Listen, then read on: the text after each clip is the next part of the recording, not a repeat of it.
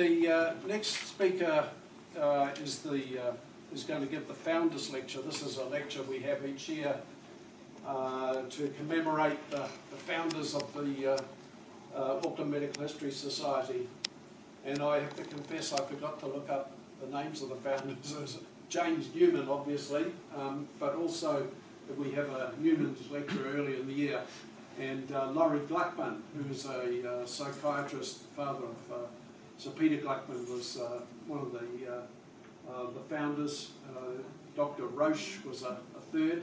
Can you remember? There was about 4 or 5 of them. I think I can't remember who the others were, but this is Peter Stone's giving this lecture, the Founders Lecture, and he's going to give it on Sir William Liley, who a lot of people will know of, but he's going to tell us his story. Now, Peter is recently Emeritus Professor of in Obstetrics and Gynaecology from the University of Auckland, retired earlier this year.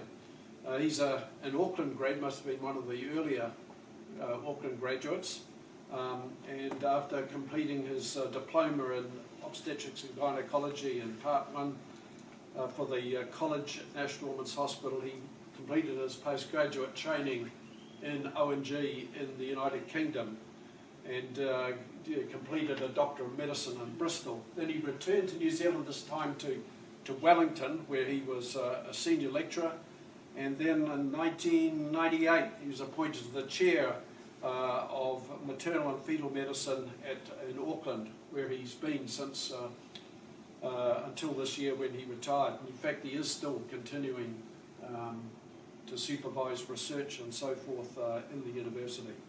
I think if you read the biography, he's got a number of honours, particularly a Distinguished Service Award from the Royal Australian New Zealand College of Obstetricians and Gynaecologists, and the Bevan Medal from the Health Research Council of New Zealand.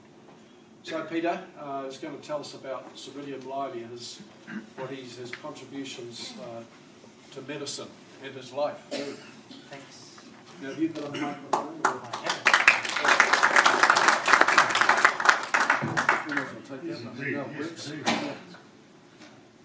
That one's working, so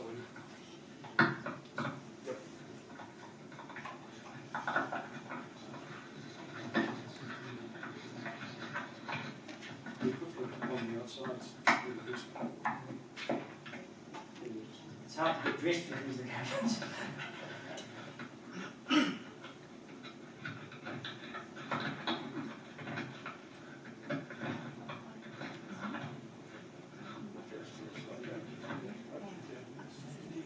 Thank you, Neil, and thank you everybody for the honour of being asked to give the lecture. And the history of our society is in our little brochure, which is here shown on the left there.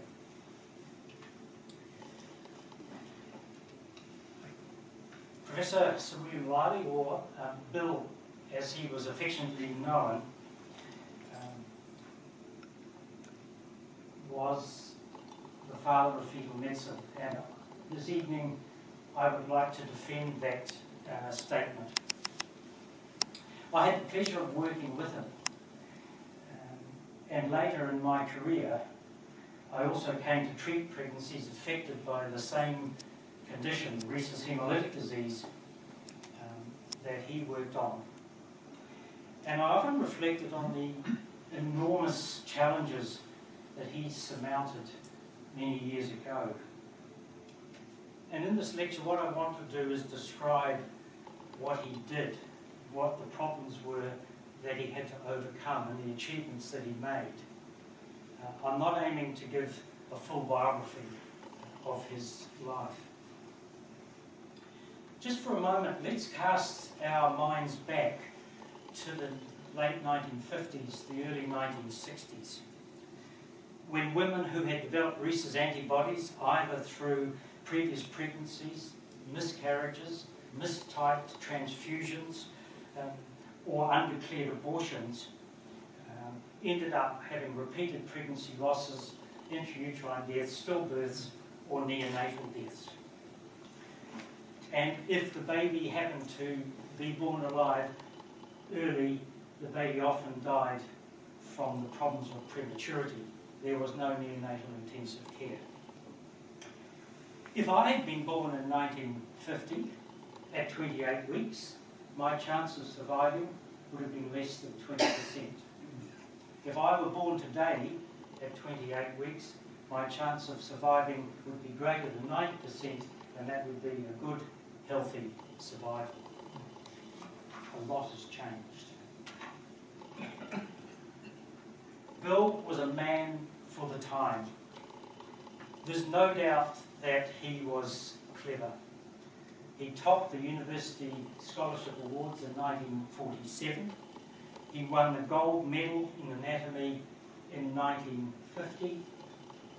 He was senior travelling scholar in 1954, and he moved to Australia to work with Sir John Eccles in his lab, and he completed a PhD in 1956. Then he came back to New Zealand and he worked with Professor Harvey Carey in the postgraduate school of Obstetrics and Gynaecology, originally in the old Cornwall Hospital. He was the Sandals Research Fellow and then the MRC Research Fellow. He achieved a personal chair in perinatal physiology from this university in 1968, having been awarded CMG in 1967, and he was knighted in 1973. Very impressive. He was working in a very good research environment, and Dr.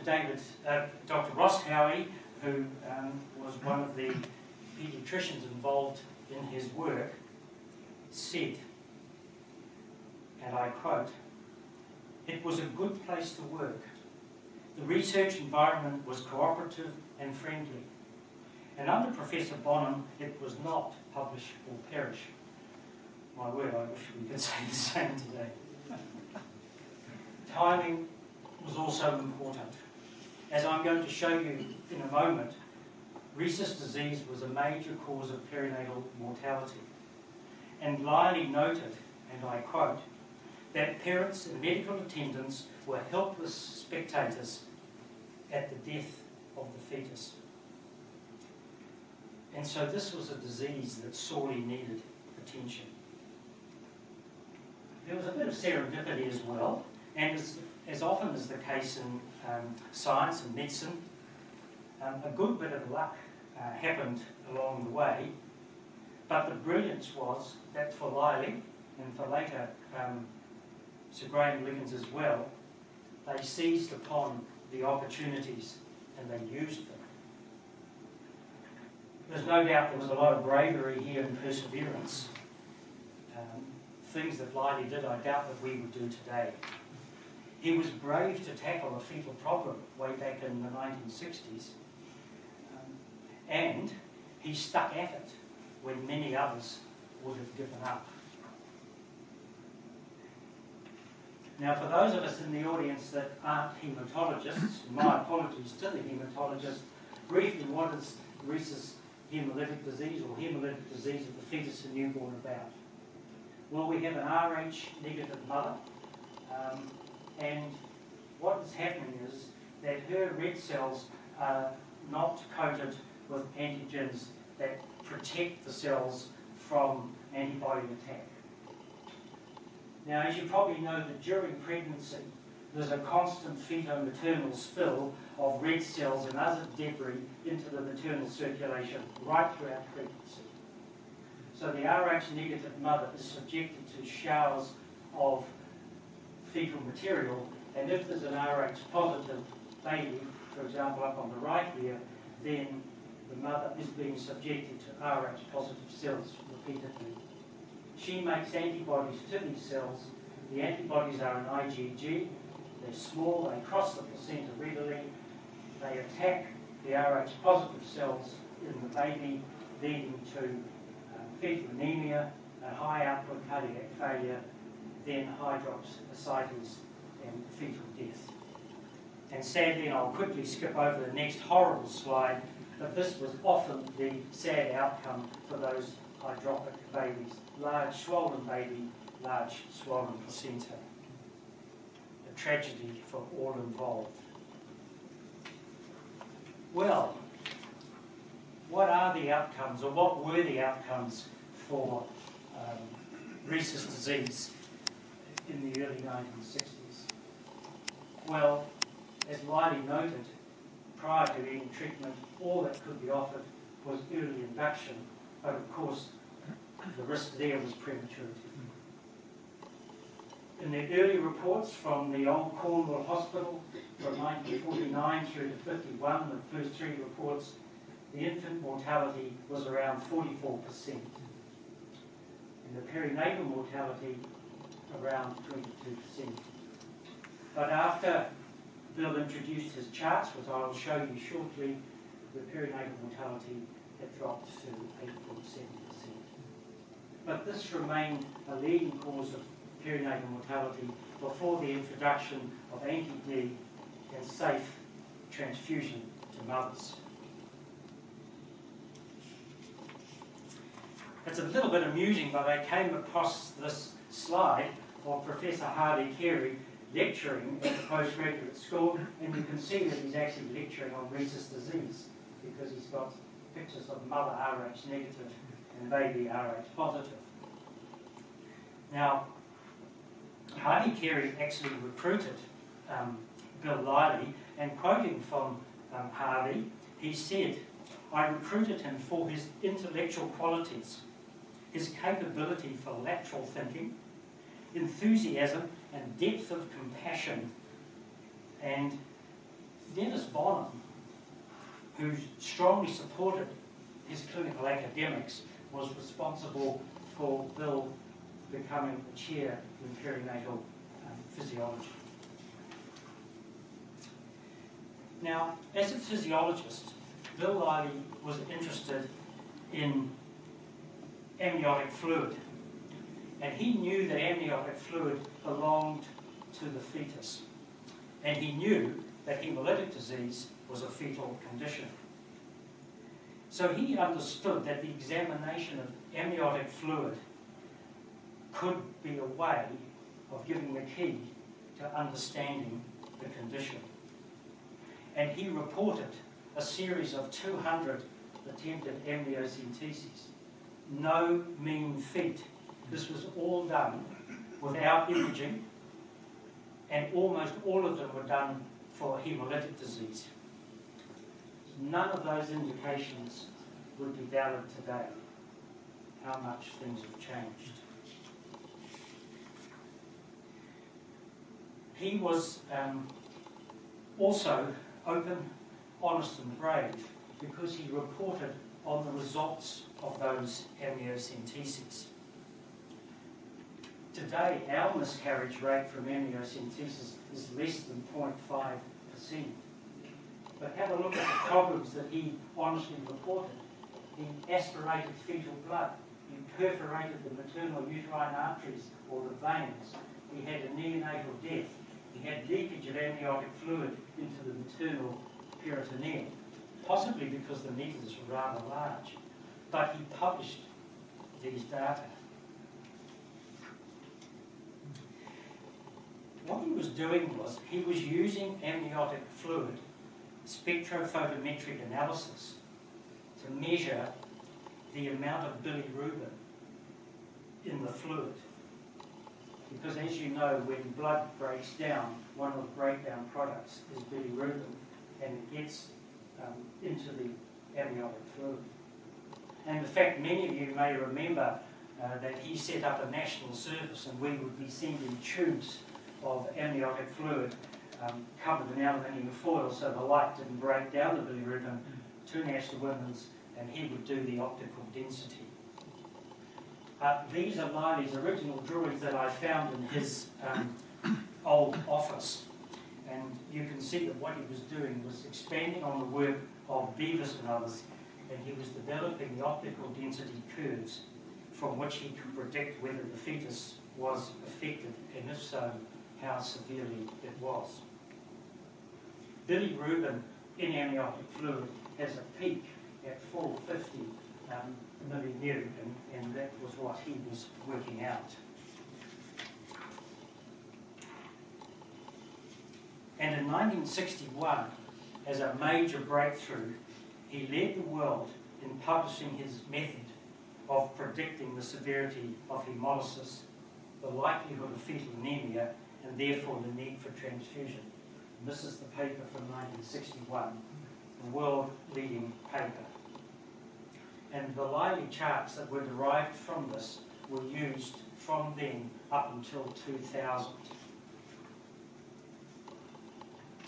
And with the increased experience, a definitive chart evolved to tell when transfusions were needed, because it was all very well to say that the fetus was affected, but then when, if there was a treatment, should that be given? And many of you who will have been to the old lecture theatre in National Women's will remember this chart which hung on the wall there, because this chart was used by the Rhesus Committee to decide when a fetus needed a transfusion.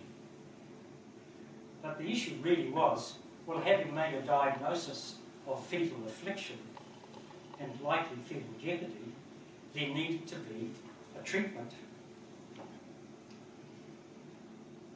Now, as Liley had observed, amniocentesis provided him with an opportunity, and I quote, and I'll read his own words.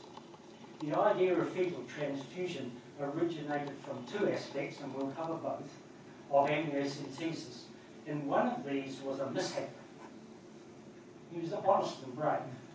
Occasionally at amniocentesis, I accidentally needled the distended fetal abdomen and obtained fetal acidic fluid. This had not been intended, and initially was rather disconcerting, I would have thought. But it did not appear to disturb the fetus. Well, I'm not entirely sure these days how one would know that. However, he developed this, and let me show you. So, I can't get the lights any clearer, but what he did was, having done an amniocentesis, he injected contrast medium into the fetus. And you may be able to see here a needle tip going into the fetal peritoneal cavity, and he's injected radio-opaque dye. And so this is a fetus with hydrops. So the needle's in there, there's a large fetal liver, and the diaphragm is convex because it's being pushed up by the ascites. So he was well on track now. So the idea came to him that the fetus was accessible, and this led on to his next big step. And again, I will read this because this is what he said. Later, he states that a fortuitous visitor passed through Auckland. This was a young English lady, aged 22, a geneticist who had been working in Nigeria on her favourite topic of sickle cell disease. With her, she had some beautiful blood slides from neonates who had been given normal red cells intraperitoneally. There were floods of normal red cells in their peripheral blood. And this was good enough evidence for us that cells could be taken up from the peritoneum in massive quantity and at a relatively rapid rate. So, why not do this deliberately and transfuse Rh-negative red cells into the fetal peritoneal cavity, thus raising the infant's hemoglobin and hopefully prolong its intrauterine life? Fantastic deduction.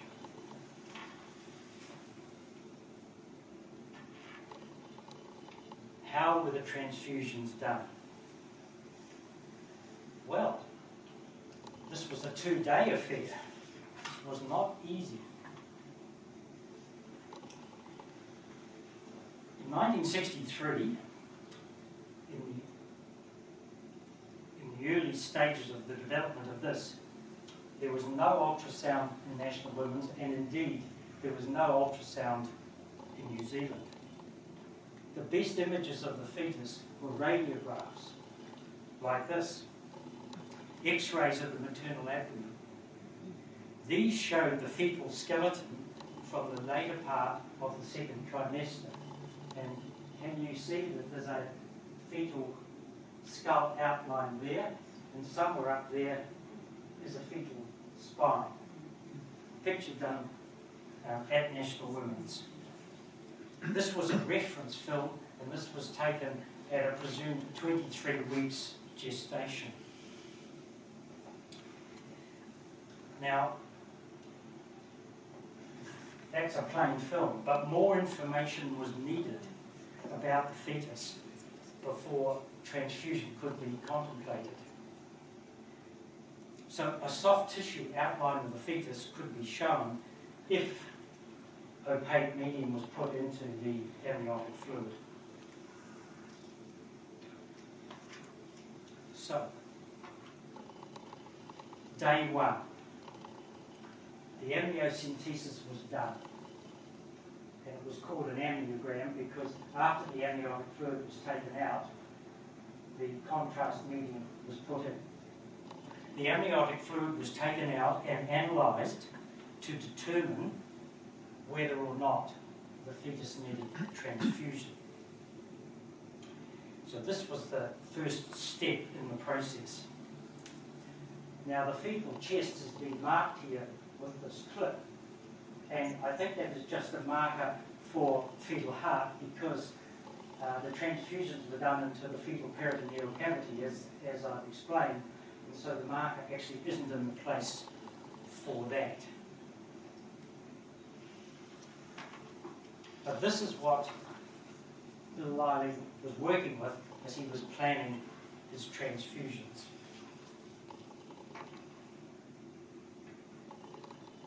So on day two, if transfusion was needed, the woman would return to the Department of Radiology. She'd settle onto the table, and the fetal position would be decided upon by palpation and auscultation, listening to the fetal heart. Once that was done, a lateral X-ray of the mother was taken, and this was done to ascertain the depth at which the needle would have to be inserted. So the maternal skin is up there. We've got some fetal parts just visible there, and the dark area there is presumably an anterior placenta. Now in 1964, when they moved from the old Cornwall Hospital to the new National Women's, fluoroscopy became available with new equipment, and it was able to determine the position of the fetus in real time, or real-time X-ray.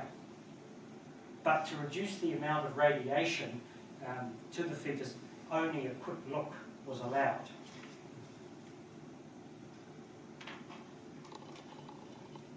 So here is a successful injection of contrast.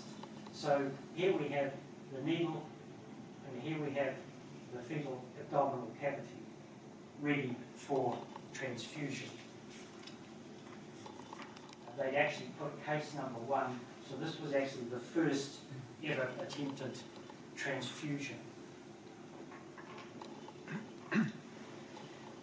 Now here, the needle is being injected, the catheter is in place. You can see that's the ECG wire. There's a catheter there, and a little bit of carbon dioxide has been instilled to outline the bowel, and there's a little bubble of the carbon dioxide, and you can see the bowel, the fetal bowel is there. Everything is ready for transfusion. All good to go. I also happened to find, sadly, in a rubbish bin, Bill's old notebooks of how he actually did the transfusions. He wrote it down, and you can see that he has said all correct, transfuse blood, all good to go. So if you follow the recipe and you get the good image, you're ready to go.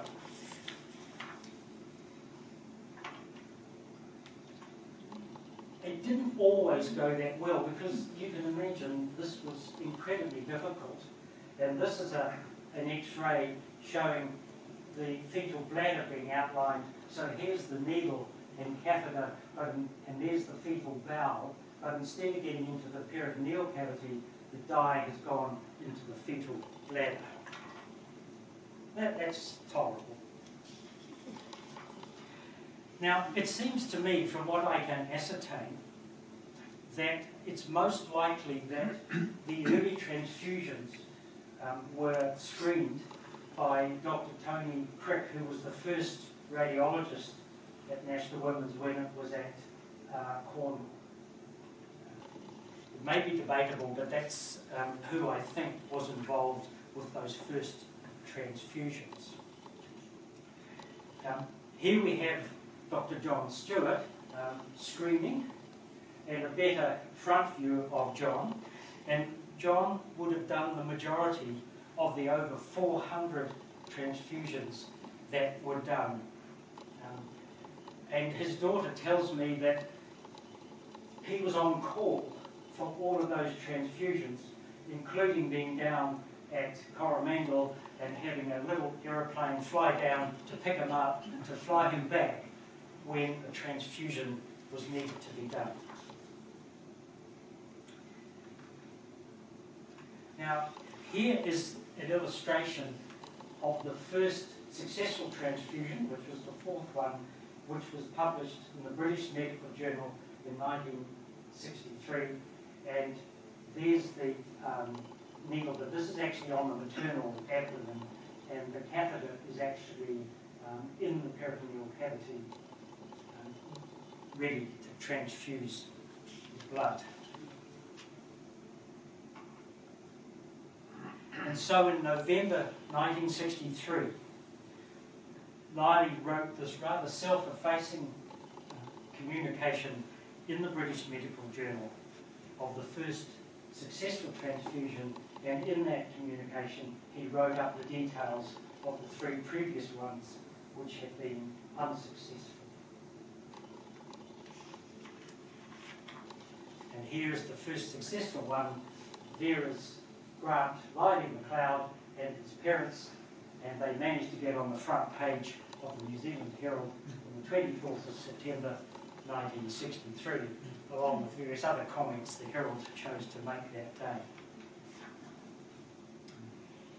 Here's a photo of a few transfusions later with Dick Seddon and Bill Liley, and you can see that Dick is pushing very hard on a syringe to instill the blood. And it took a lot of physical effort to inject the blood. And later on, an infusion pump system was used, and this is a photograph of intrauterine transfusions later on when the pumps were being used. So this was the more typical setup. And in fact, Professor Liggins needs to take a lot of credit for refining the technique that enabled this setup to be established. Now, transfusions were not without their risks. But in this brave new world that we were experiencing, the results were faithfully reported. There was a nearly 4% risk of serious complications for the mother. And this is a fact which actually challenges all fetal interventions to this day. The principle being, first do no harm to the mother. Liley was acutely aware of this and preached caution. Most of the complications here were not ones from National Women's. And in fact, as I'll show you in a moment, these did not occur at National Women's but were related to other procedures.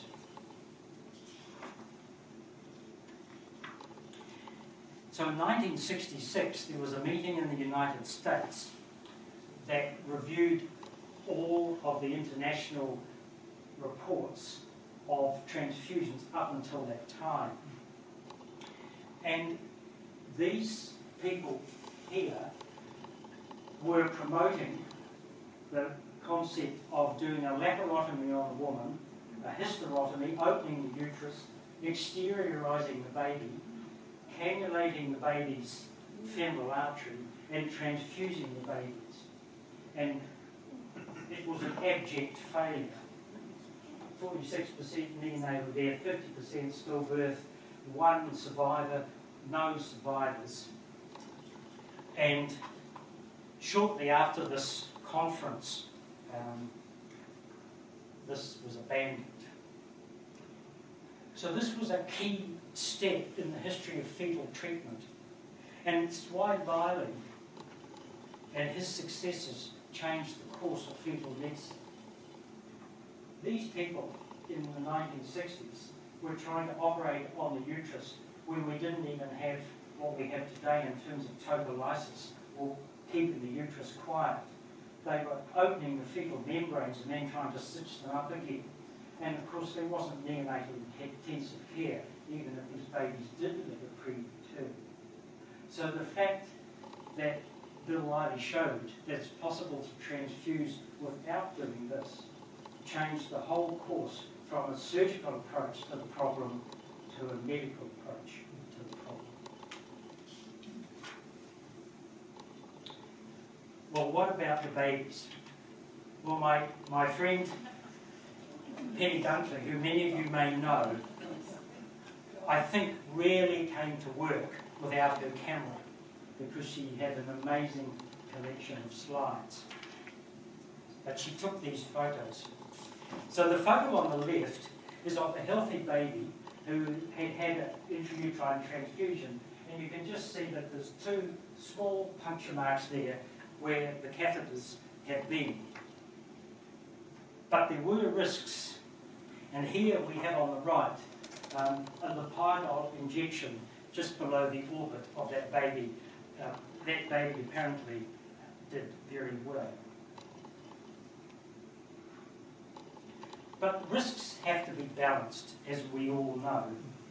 And neonatal exchange transfusions to treat anemia or wash out the antibodies from the blood are fraught with problems. And they were complicated in themselves. I have done quite a few of these transfusions, and many of you in the room may well have. And I can tell you that they are not always straightforward. And babies have died from complications of these transfusions as well.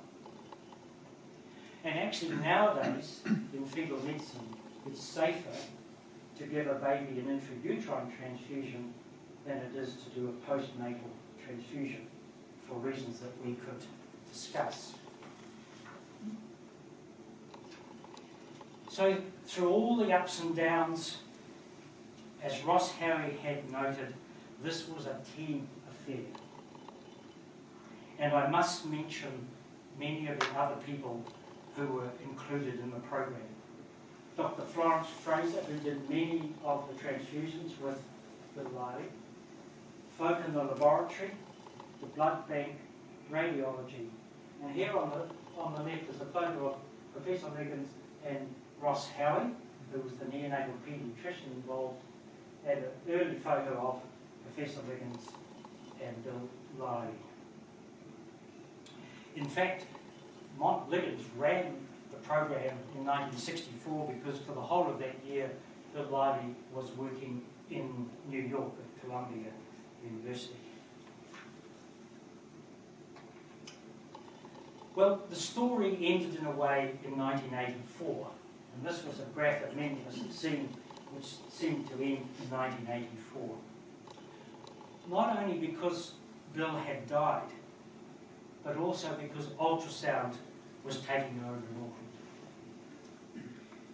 This is the series of over 400 pregnancies that were transfused over a 20-year period, with increasingly good survival. Time doesn't allow me to show you the data, but in 2017, Professor Jane Harding traced all the survivors from this up to 1992, and she published on the outcomes of these survivors, and their results or their health has been remarkably good. No long-term damage.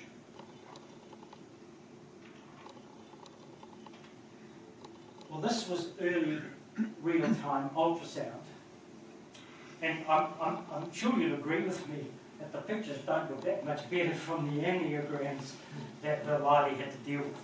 But what ultrasound did show was that you could see the fetal heart, you could see the blood being transfused and whether it was being absorbed, and you could also see over time whether the ascites was improving, and of course there was no radiation use. Well, ultrasound today has been a revolution, and it's possible to achieve exceptional detail, and these are rather old films even now. But ultrasound is more than pretty pictures. Ultrasound shows physiology. This is the easily accessible middle cerebral arteries, shown in colour on the left. I'm sorry the pointer's not working very well.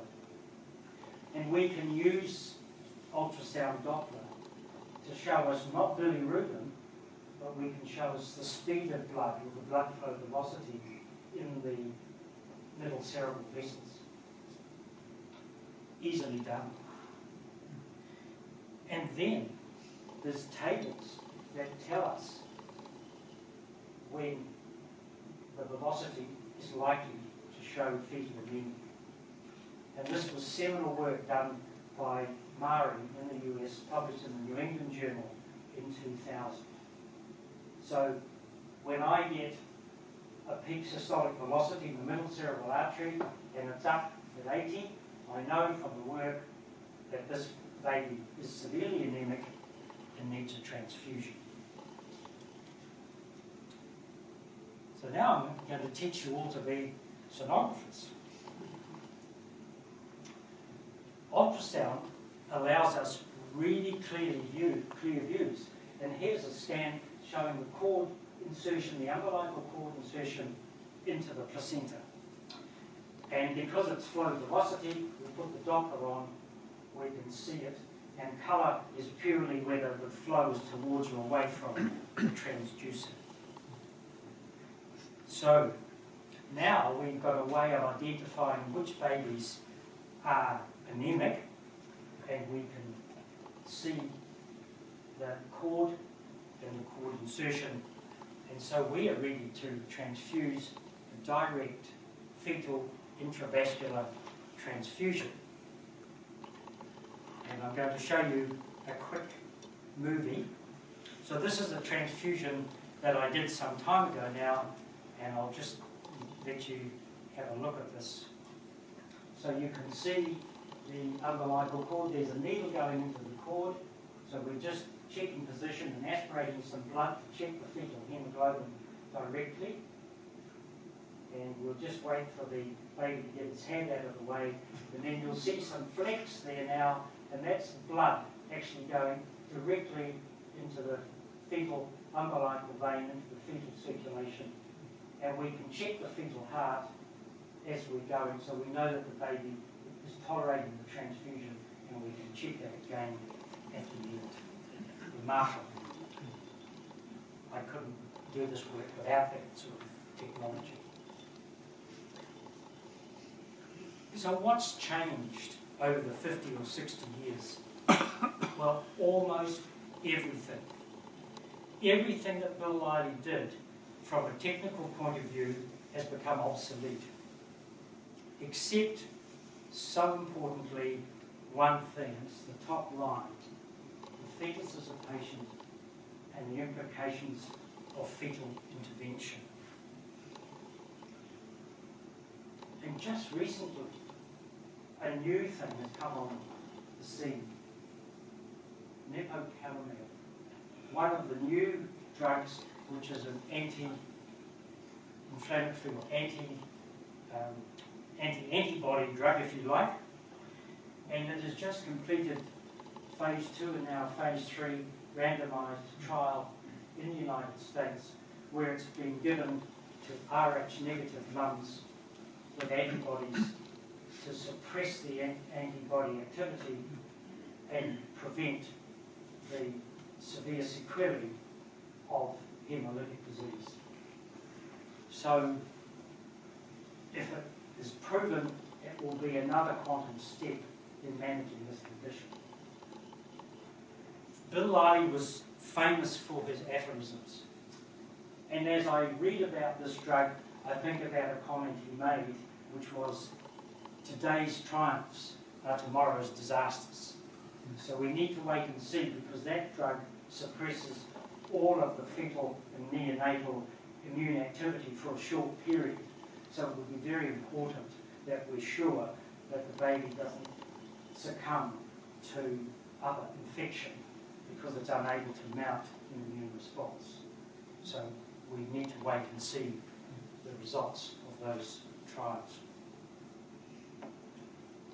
Now in 2014, at the 50th anniversary of the opening of National Women's at Claude Road, I had my friend, a Maori artist and sculptor, Fred Graham of Tainui, make a memorial to Bill Liley. A memorial which had actually been sadly lacking because there was nothing that seemed to really honour him. And so we made this ceramic tile, and this is the river of life, or the stream of life, or blood, and this is the uterus of the womb with the akoru expanded inside it, the Maori symbol for new life. And it was possible for Lady Liley and Helen and her brother and granddaughter of Bill to attend that anniversary and see this memorial that we had made to him. So I asked the Liley family which of these many aphorisms they might like to have recorded on the memorial plaque that I had made. And this is what Bill said in 1977. Remember, that's 11 years after man went on the moon. And this is what Bill said: no longer can we claim and regret that it was possible to monitor the body functions of an astronaut 250,000 miles out in space, and yet be ignorant of the welfare of a baby inches below our fingers. Well said, I think. I'd just like to finish now. 2 books by lay authors have chronicled the development of fetal medicine in the second half of the 20th century. And I will conclude by reading a couple of short passages from these.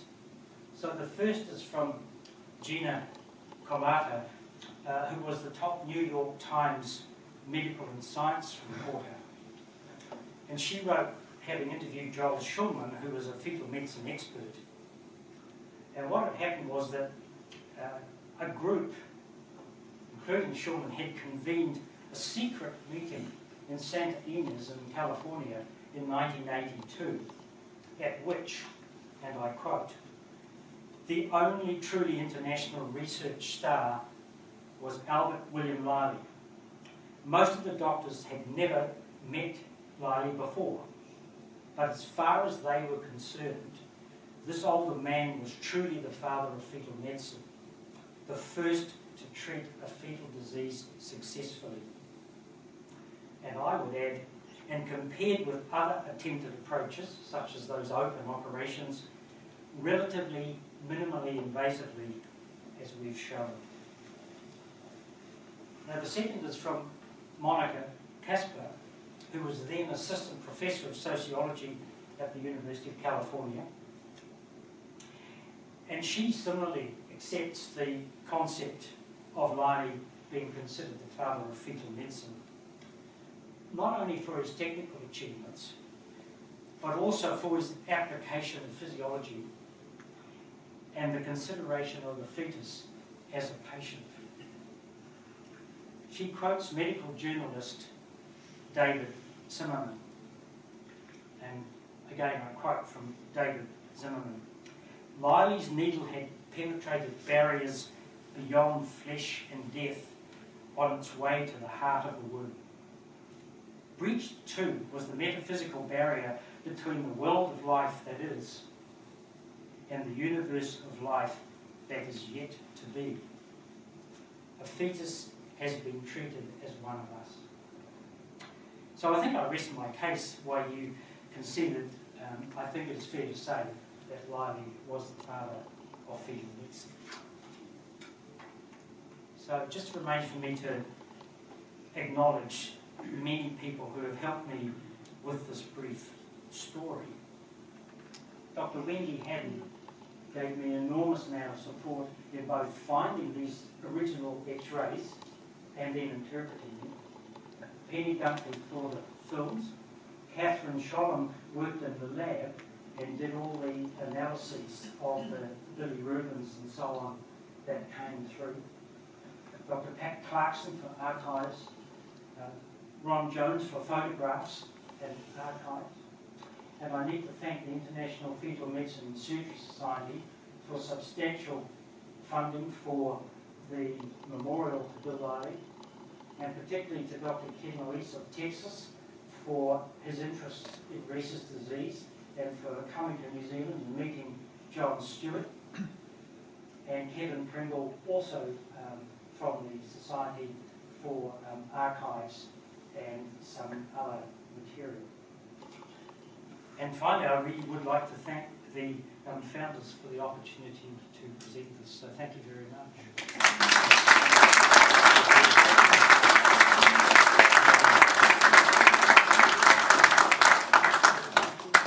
Well, congratulations, Peter. We've had two. That's the second outstanding lecture tonight. And just a recognition of your lecture. I must say, I knew about Liley and what he'd done, but this has really made me understand how he approached it.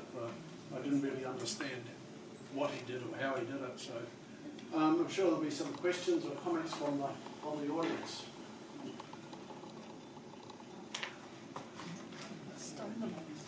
Bruce Harold.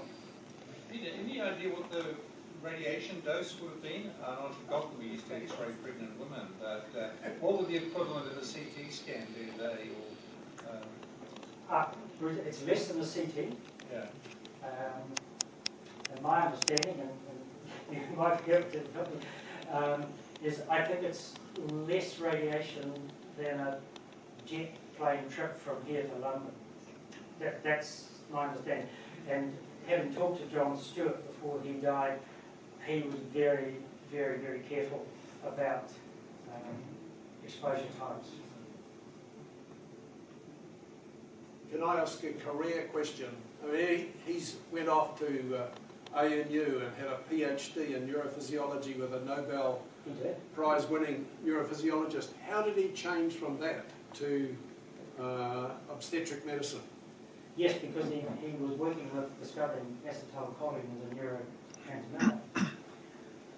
So what I can glean is he wanted to come back to New Zealand. He loved New Zealand. He had a passion for nature and farming and growing trees. And he also decided that he felt he should do work that had a direct, what he saw as a direct clinical benefit.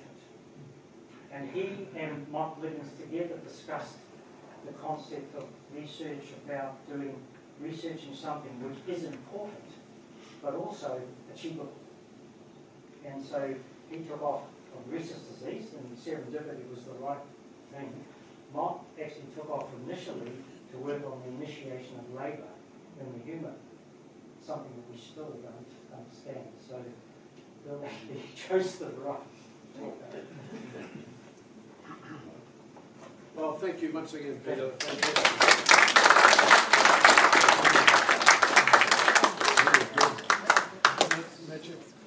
It's all to do with blood flow, isn't it? Yes.